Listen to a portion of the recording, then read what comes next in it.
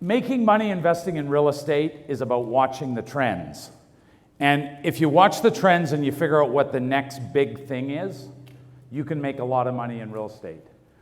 We've been doing this for 30 years, and when I look back, I look at a lot of the things we've done. We really hit the center of a bunch of really good trends, and that really worked in our favor.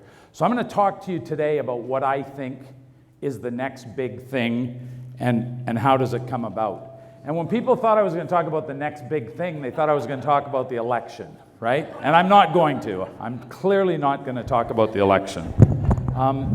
The only way I would talk about the election being the next big thing if this guy here was running for prime minister.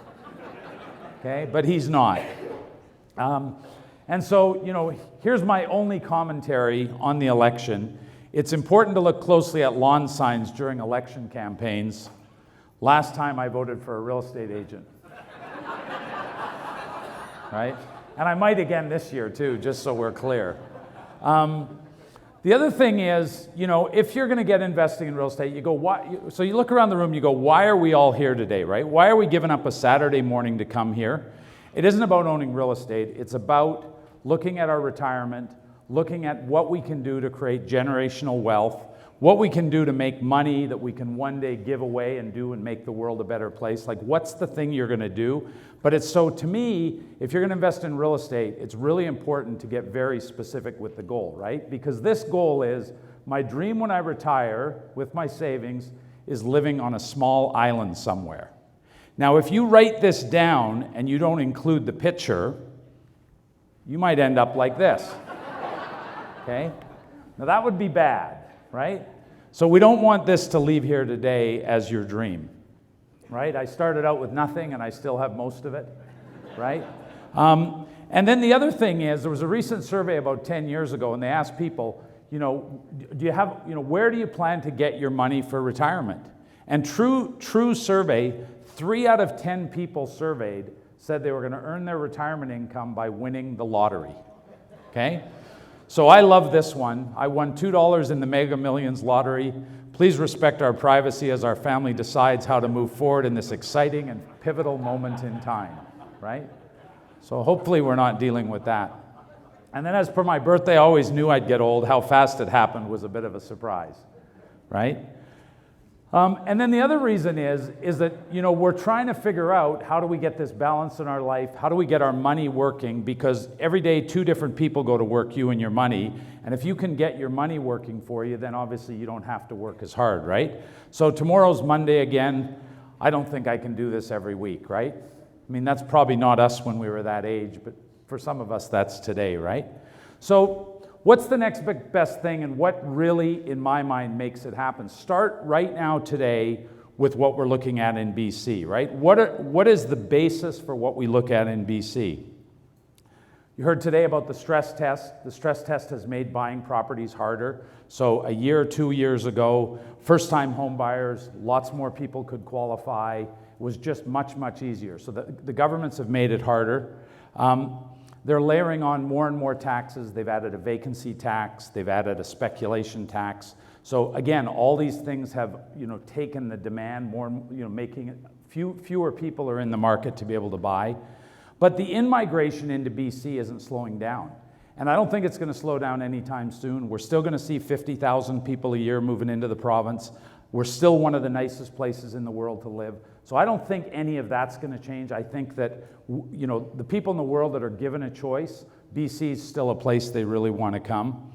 But with the taxes and with the slowdown, developers are more cautious launching pre-sales projects, right? If you launch a pre-sale project today and you don't get to 70 or 80%, you spend a lot of money advertising and marketing your project. But if you don't get to that pre-sale threshold, the banks won't give you the money to build the project. So more and more developers are sitting on sites, and they want to be more certain that the demand is there on the pre-sales before they go ahead. According to Central One Federal Credit Union, the number of new starts in 2019 is going to be down about 4%, and in 2020, it's going to be down about 15%. This isn't prices. This is the number of new units being built. So you keep having 50,000 people a year moving in. More and more people are coming, but they're not building as much. At some point, that's going to put huge upward pressure on the rents. The rents in these markets, Goodman and Associates just came out. They believe we're going to see rents in downtown Vancouver go over $5 a square foot. Today, they're about $3.50. So that means your average one-bedroom downtown is going to top $2,500 a month, right? So if you look at it, unless they fix the supply problem and add more units, we have an issue. We have an ongoing issue. And we still have all these markets where the vacancy rate is below 1%, right? We have markets like, places that you don't even think of, places like Campbell River and Vernon and Mission and Abbotsford and Surrey, where the vacancy rate is really, really low, and they're just not building enough new units. And rental properties are leasing up in record times. You're going to hear projects today that are coming online. The projects aren't even being delivered for another 4, 5, 6 months from now, and already people are signing leases to move in next spring because they want the new housing. But there's just, so the demand is really, really high, right? So you take all those things and then you say to yourself, what opportunity does this create, right? Buying's harder, governments are charging more taxes. All these things, what does that mean? Like, what do we do with that, right? There's all the things. You go away, you can either agree or disagree, but if you come away and you go, these are the things, I look at it and I go, what's the opportunity? How do you create the opportunity? And for me, it creates the opportunity that I think is the next big thing. And the next big thing is the government is doing everything in its power to solve affordable housing. Now, that isn't always good. Usually, if the government steps in to do things, they don't always they don't solve what they set out to solve. But right now, they're very, very focused on affordable housing.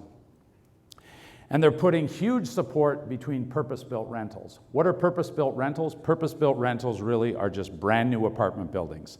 They are putting their support with local governments.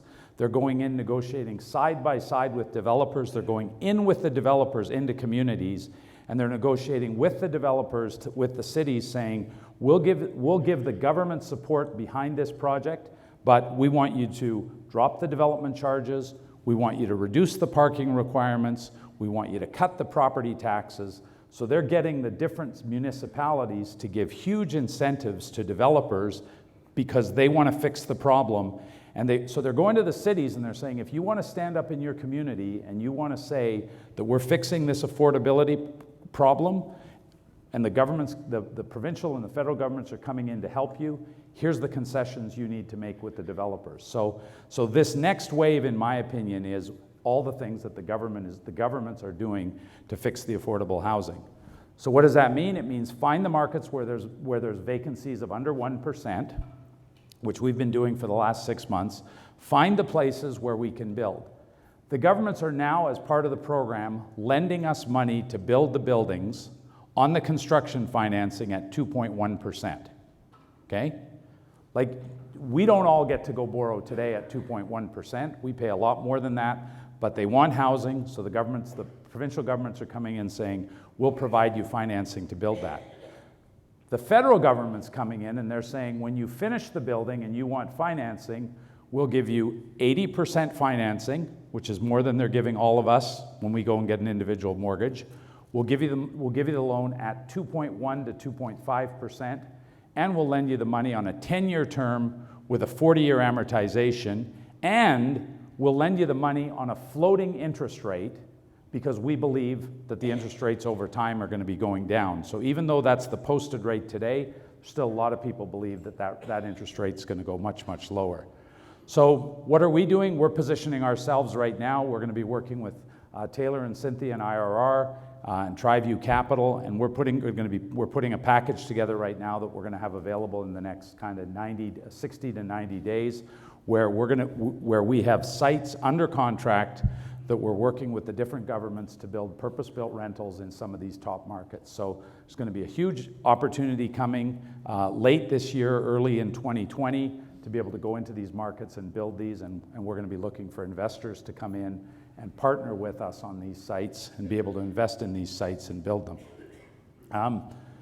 Kind of on a sidetrack, so that's what I believe is really the next big thing, and right before our eyes, right where we live in BC. Here's the next big thing that's happening in operating in buildings. Janet talked about the buildings that we're buying down in the States. Does anybody live in a building where they have package lockers? A few people, right? So about, I'm going to say 6 months ago, in the US, what we found is we have all these apartment buildings. We have 68 apartment buildings. And in the US, when you have a package delivered and you live in unit 101, they come to the package gets delivered and they drop off the package at the leasing office. So when you go into the leasing office, behind the desk at the leasing office by 4 o'clock in the afternoon, there might be 40, 50, 60 packages for all the different residents in the building. Well, it's a problem with the property management company because if one of those packages goes missing, if that package goes missing, the onus is on the property management company, right? So they have the liability. Now, and all they've really done is they've been nice to the residents and said, hey, we'll take your package. So along came package lockers, right? And you look at that, and if you have a 100 unit, or in our case we have 3, 4, 500 unit buildings, in a 500 unit building, we put in 100 package lockers, right? And for 100 package lockers, when you get your package delivered to 101, you get a text from Amazon or whoever it comes from, and it says, go to the package locker machine in your building, type in the code 6464, and then one of these doors just pops open and there's your package. And you get a code that says you're in 201 and your code is 6767, and you punch it in, another door opens and you get your package. So you go, in our business, what does that mean? Well, what it means is every tenant now starts paying $9 a month, okay? What's $9 a month in our business? Our business means that every time someone puts a package locker, a 100-unit package locker in our building, $9 a month times 500 units, because everyone has to subscribe to it, $9 times 500 units times 12 months at a 5 cap. Every time one of those goes in, the value of the building goes up by $540,000, right? So if you think about it, what Janet talked about, we go in, we look at a building, we buy it. Within 2 days after we own the building, we put in the package locker and the building goes up by $540,000, right? So every time we walk a building that we're going to buy and it doesn't have a package locker, we're like, this is crazy. How can somebody not have done this, right? So that's today, and by today, that's so new to us, and we're in the business. It's so new to everybody in this room, but now where's it going, right? In March of last year, they just authorized the first drone in Switzerland to take a medical transplant part from one hospital to another, and they were worried that they couldn't get it fast enough, so they authorized a drone to fly it on the highway, right?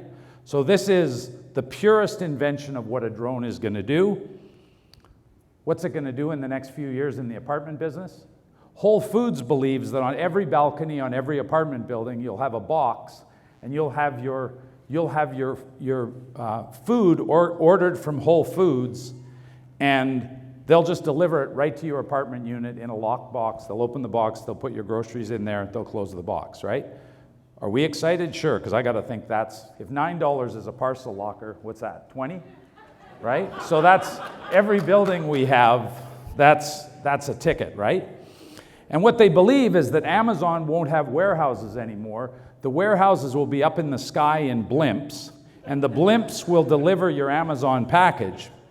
And in fact, when Amazon delivers you the package, not only will they deliver you one package, but they'll know so much about you that they'll know, hey, he has brown shoes. I bet he'll like this new pair of shoes. So they'll deliver you a second package thinking they know what you want, and if you decide you don't want it, they'll just pick it up the next day, right? So the blimp in the sky comes down to the apartment, and this really is up. My wife asked me why I spoke so softly in the house. I said I was afraid Mark Zuckerberg was listening. She laughed, I laughed, Alexa laughed, and Siri laughed, right? That's the world we're heading into. So in our simple world of multifamily, that's really the next big wave of the next big thing that's happening on the ground. Where we live in BC, we really believe the next big wave is we need more affordable housing. the governments have a huge push on, and that's really our direction of where we're going. So talk to Cynthia, Taylor, Christina afterwards if you're interested. Tick the box on the list, because what will happen as soon as we have our first opportunity of where we're going to buy a new purpose-built building, all the people that tick the box will get invited to come to a webinar or come to a meeting and hear about it, and that's typically how we raise the money. So thank you very much. Appreciate it.